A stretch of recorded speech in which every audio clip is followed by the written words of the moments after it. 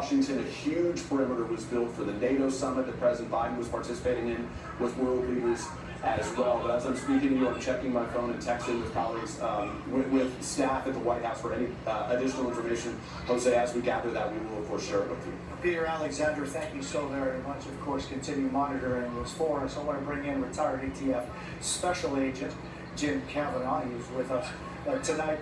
Jim, and when we look at these images, there is so much that tells people like you so much about the trajectory, where it seems that these gunshots or whatever came from. The president was looking towards his right when at least two of what seemed to be gunshots rang out, and then he immediately kind of went towards his right ear as he was dropping. It seems later, Jim, that there may be up to two what appear to be lines, one right up above his mouth on his cheek going towards his ear, and then one on the lower part of his cheek. What does this tell you, Jim? Yeah, well, you're exactly right, Jose. I mean, he certainly reacted to his right. I mean, it appears to be he was struck in his right ear. That where appears to be where all the blood is. We don't know if that blood on the cheek is a wound or just blood spatter. It's hard to tell. But he certainly reacted to his right. He felt the sting on his right, probably his right ear. There's bleachers behind him that are filled, with supporters. But he kind of looks to his right. Now, it doesn't mean that the shot was directly to his right, that came directly from his right. It's just he had hit him on his... Where do you see it, Jim? Yeah.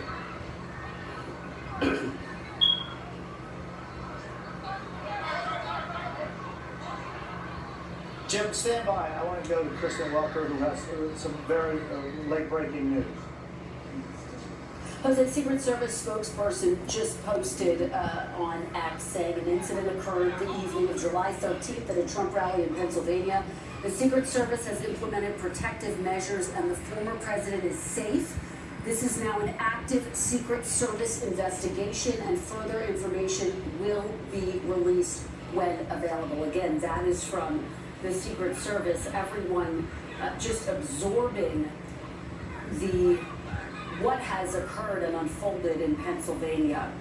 We're also getting reaction from a number of the vice presidential potential picks of former President Trump. Again, just to reiterate, the Republican National Convention is just days away from getting underway, set to begin on Monday. Senator Rubio posting praying for President Trump and all those attending the rally in Pennsylvania today. Senator Vance, everyone joining in praying for our President Trump and everyone at that rally. I hope everyone is okay. North Dakota Governor Doug Burgum, please join Catherine and me in praying for President Trump, his family, and everyone attending the rally today.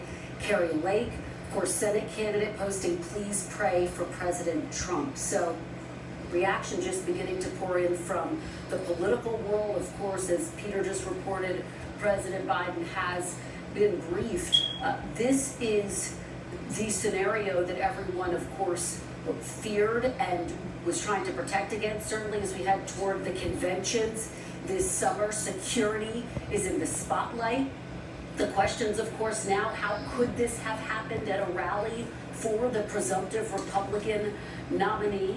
And the questions, of course, will go on from there. How to prevent this from ever happening again. But again, the political world just beginning to absorb what has transpired at this rally in Pennsylvania. Sources, of course, on both sides of the aisle reaching out to say how horrified, how shocked, how in disbelief they are at what has unfolded. Jose. Indeed, Kristen Walker, please stay with us. I want to go back to our investigative correspondent, Tom Winter, with us on the phone. Tom, an update?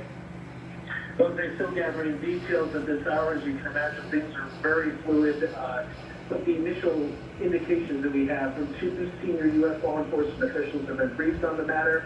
Is first and foremost, former President Donald J. Trump is expected to survive whatever incident this is. So that's the first thing.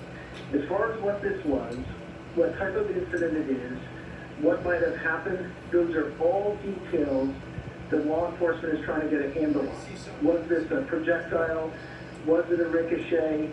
Was it something that's not a gun? Could have been some other sort of device. Could have been anything else. We just don't know. It's just far too soon to say. And if anybody is in custody, who that person or persons might be and why they did this, all very much a question at this hour as I talk to you at 6:47. The shooter is dead. We're doing a lot of reporting.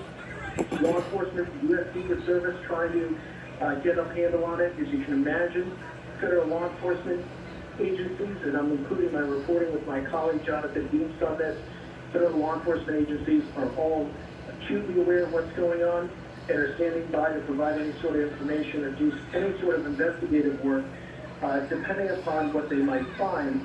Of course, there'll be questions about security. If this was in fact an intentional act, there'll be questions about the what and the why. But right now, I think folks are still trying to get a handle on the details, the most important of which, just so people understand the current condition of the former president, is that he is expected to survive. So I want to thank you very much. Stay with us. I want to go to Hallie Jackson, who has an update from the Trump campaign.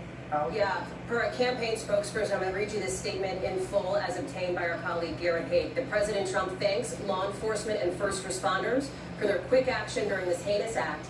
The spokesperson goes on to say he is fine and being checked out at a local medical facility. That is it for now. We do expect more details to follow. But obviously significant now as we're looking at some of these images here, Jose, of the president, former president being escorted off stage. That he is, in the words of the campaign, he is fine. He is apparently not seriously injured based on what they're telling us and is obviously being looked at now by doctors. It is an extraordinary moment, to say the least, here, that we are on the eve of the Republican National Convention, that for the presumptive Republican nominee, this has occurred, whatever this is, at a campaign rally just days before he is set to officially accept the nomination. We want to be super careful here because there's still a lot we don't know about motivation, but I will just echo what some of my colleagues have said here, having been to many of these kinds of rallies.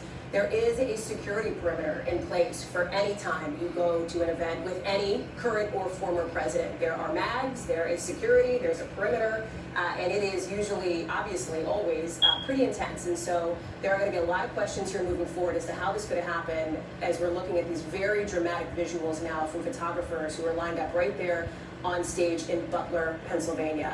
We have seen a lot of reaction coming in. I know that Kristen just went through some of it from people like Mike Pence, from others in the party, saying that they are praying for the former president. As you see there, the blood on his face as he's holding up his hand, that shot that we have been replaying here, Jose. But again, the word from the Trump campaign, he is fine, they say, and currently being checked out. We're going to update you the second we get anything more. Hallie Jackson, thank you. Boy, did he get lucky. Dasha Burns, who was at that Trump. Boy, did he get lucky. She joins us on the phone. She was asked to leave the area as it is considered a crime scene.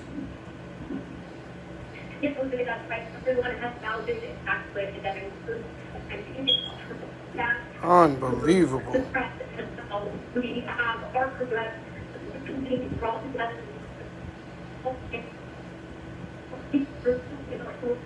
What has transpired, it will tell you to have this word about the emergencies. The first thing from roughly that I personally desire is many. It's very intense. You are a member of the media or a member of the public or even a member who is an elected official. You are screened. So sorry, I just can't, we're not able to make out exactly what you're saying. It is a very chaotic scene where you are. The communications are difficult. We're going to try to reestablish a better line of communication with Dasha Burns. I want to go back to Peter Alexander. Peter, any word from the White House? Jose, no new information from the White House right now, but I do want to share some information we are receiving from the Democratic governor of the state of Pennsylvania, where this incident, this shooting, appears to have taken place only a short time ago. Governor Josh Shapiro writes, violence targeted at any political party or political leader is absolutely unacceptable. He says it has no place in Pennsylvania or the United States. He says he has been briefed on the situation by Pennsylvania State Police. He says he's been briefed on the situation, says that Pennsylvania State Police are on the scene in Butler County where this took place and are working with our federal and local partners. Again, those are the words of Governor Josh Shapiro, the Democratic governor of the state of Pennsylvania. So that's just the latest information we're getting from there. Again, we're reaching out to our to the staff at the White House right now. President Biden, as we noted earlier, is traveling. He is in Delaware right now. The reporters, the pool that travels with them, we are told by reporters there are being kept inside the vans that they normally travel in a safe distance away from his home. But that is the latest in terms of the information that we have, Jose. Peter Alexander, thank you so very much as we continue our coverage. Lester Holt continues with our breaking news. Jose, thank you very much as we continue to cover the events here. I want to go to Dasha Burns. Dasha was in the crowd covering this event. I think we've reestablished your signal. Dasha, do you hear us okay? Yeah, Lester, I'm on a better line. I think, can you hear me okay? Yeah, you sound great.